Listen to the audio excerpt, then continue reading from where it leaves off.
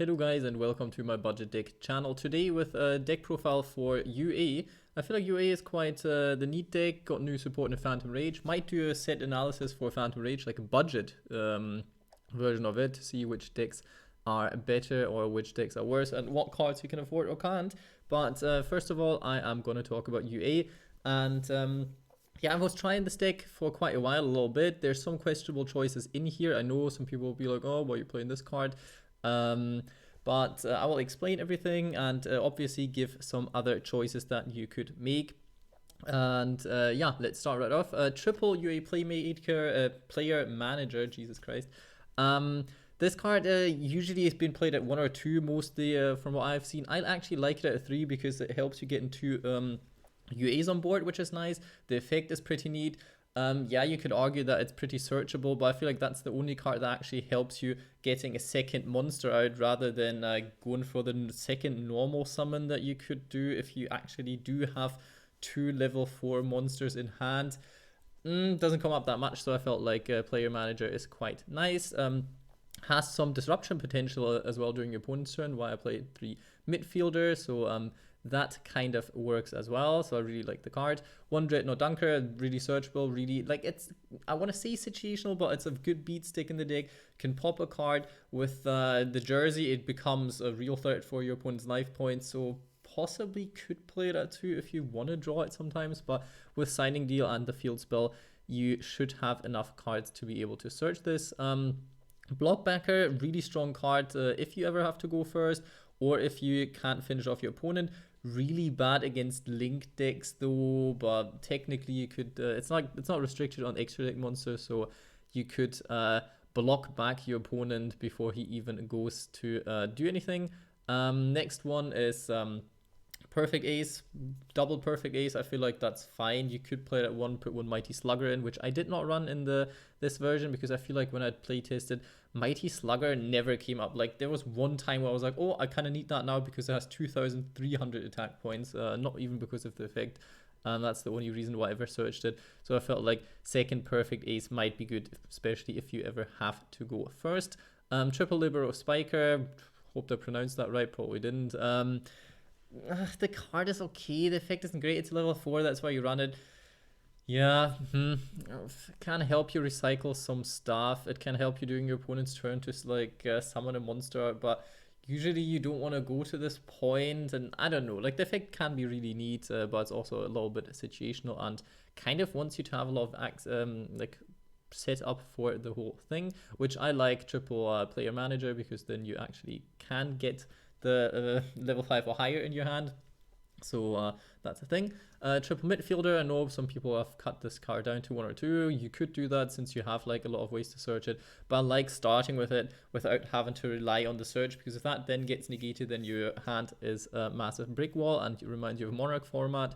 So yeah, did feel like midfielder comes up, plus the effect of midfielder isn't actually half bad because you more likely will have to UAs on board rather than before once the other cards didn't exist, so that can actually do some things. Ash Blossom, if you don't want to run Ash Blossom, we don't have Ash Blossom, even though it's somewhat cheapish. I wouldn't say like completely cheapish. Out of all common cards, cards with common printing, this card is quite expensive, so I mean, sees play everywhere. Obviously, Effect Veiler is a thing that you could play. Dark Ruler No More is a thing that you definitely could play. Nibiru is a thing that you could play if you for some reason have triple Nibiru but don't have triple Ash Blossom. Sure, put that in.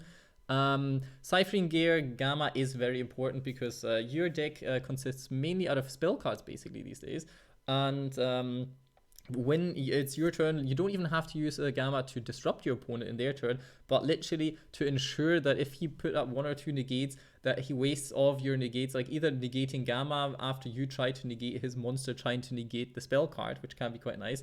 And if that gets through, you have your Synchro Brigade to be using off of Gamma in your turn as well. So that card overall has great value in the deck, or in any deck these days apparently in general. Plus the card is fairly cheap since the reprints, so definitely would say Gamma is quite a neat card in this deck. Reinforcement of the Army, you could cut it technically because you do have all of these cards. Could eat an Ash Blossom though if There's other searches that you don't want them to ash, so Foolish Burial Goods maybe goes through, so technically not too bad. Foolish Burial Goods, you could play the variant without it, play Dimension Shifter, for example, for it, but wouldn't recommend playing Shifter if you actually go for this setup, because, well, then you kind of kill 3 cards in your deck, basically. Technically 5, but yeah, you know what I mean. Foolish Burial Goods is need in the deck, technically, since it's only once per turn. You can't send multiple, but the only card you want to send anyway is Penalty Box. So yeah, if you draw into 2 penalty boxes, the go next game. Like that game is probably over anyway then. Signing Deal, very great card. Searches any UA monster from your deck. Can't use it as Synchro Exist material. Can use it as a link material though. Not that you're going to do that much, because your extra deck is pretty irrelevant in this deck, but you could, so that's nice. Reasoning is a card that is reasonably good in this deck, because you want to get multiple UA monsters on board. You have monsters with multiple levels, so that does work out fine. Your opponent doesn't really know what he wants to call. He might even negate or ash it, so that's kind of a bait. I feel like the card is nice, but obviously you can take it out. But I really tried it. I tried it out, and it mostly came through, and it actually worked pretty well, because you want UA monsters on board, and you want to special summon them, and there's not that many ways to actually special summon them if it's not Signing Deal or the player manager. So I do kind of like that. One Upstart Goblin, because you see I do not play Pot of Desires in this deck, because I don't want to, because I've run a lot of one-offs and really don't want to get rid of these. Plus, Pot of Extravagance is not budget. If you have it, play it. It is a lot better than you could even take out stuff like possibly 1 penalty box, possibly Reasoning plus Upstart. You could technically even put Terraforming out at this point then.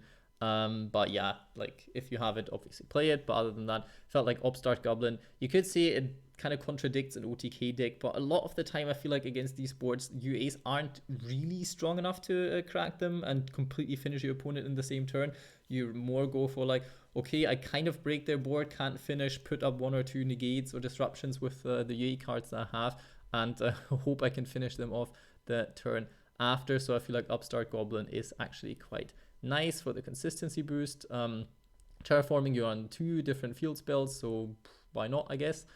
Turnover Tactics, one card that, yeah, I know nobody really likes, but I don't think it's as bad now with a lot of cards being out. You can use it in your turn, you can use it in your opponent's turn. I think the effect is totally fine, even if your opponent gets to special summon monsters. You can special summon player manager though, so you can interact basically with the monsters that he summons, since that effect resolves afterwards, if I'm not mistaken.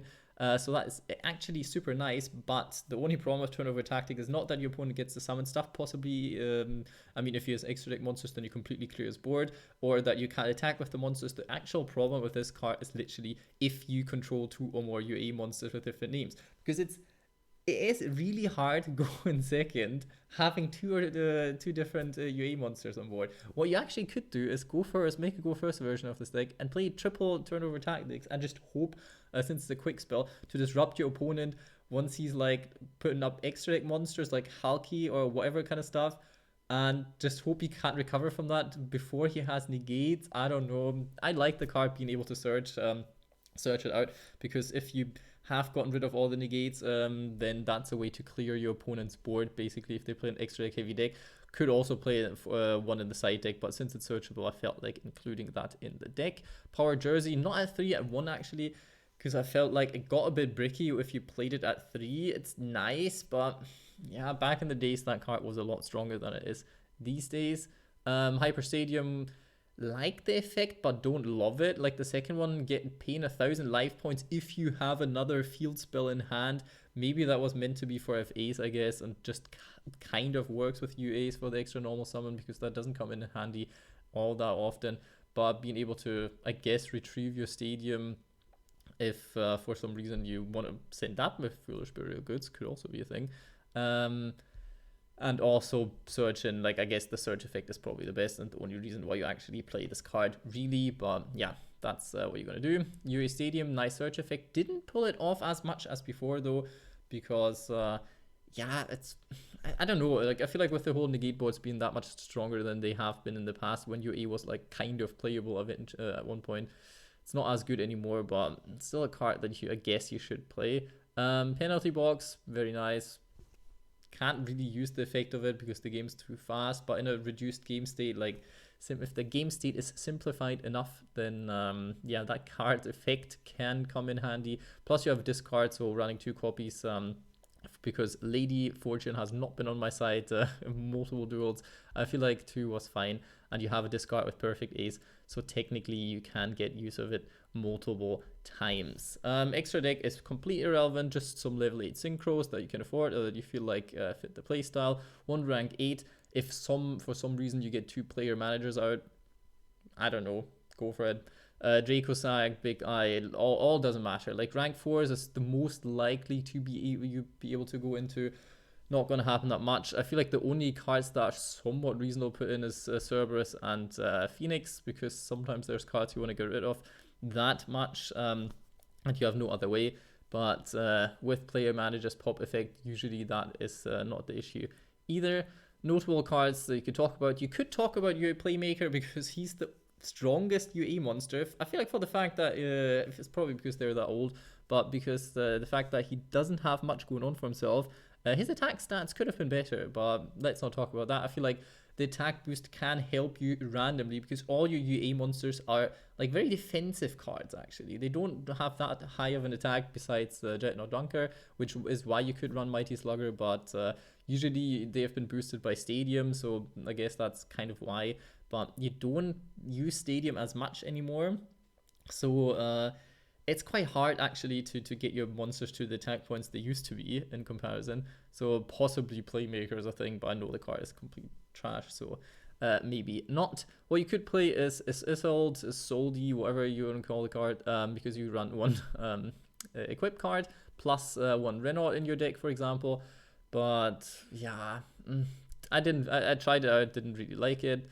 You could play Set Rotation because of your field spells, or could play Dark Ruler no more because, yeah, why not? It's a go second deck, and sometimes you have to compromise with the fact that you cannot finish your opponent turn 2, so you might just want to clear the board, and the interaction with Dark Ruler no more and turnover tactics is actually quite nice, so technically you could go for that. And one little thing that you could run if you ever want to build a UA Go First variant is that Banquet of Millions, because you can literally completely ignore your extra deck. Your extra deck means nothing in this deck, and this deck is kind of an OTK heavier deck. So if you manage to completely lock your opponent out of their extra deck by banishing all of your extra deck cards, you can finish your opponent afterwards. Like in the next turn, especially if you have the combo Power Jersey plus Dreadnought Dunker, your opponent probably will wall up a little bit maybe. Like I don't know if you will use cards, if not, that's also fine. Then you could go for game. So technically the new card in the set kind of synergizes with a go first variant of UAs. Not saying you should play it, but that's something I tried out a few times and it worked better than I thought it was. Obviously it could have been luck, like I'm not saying that's an optimal choice, but I actually do kind of like the card. It's a little bit troll, but it's a little bit fun. That's it for the deck profile. Hope you enjoyed it. I know there's a bit of some random choices in there, but I told you you can tweak the deck the way you want to, and I hope you're having a good day.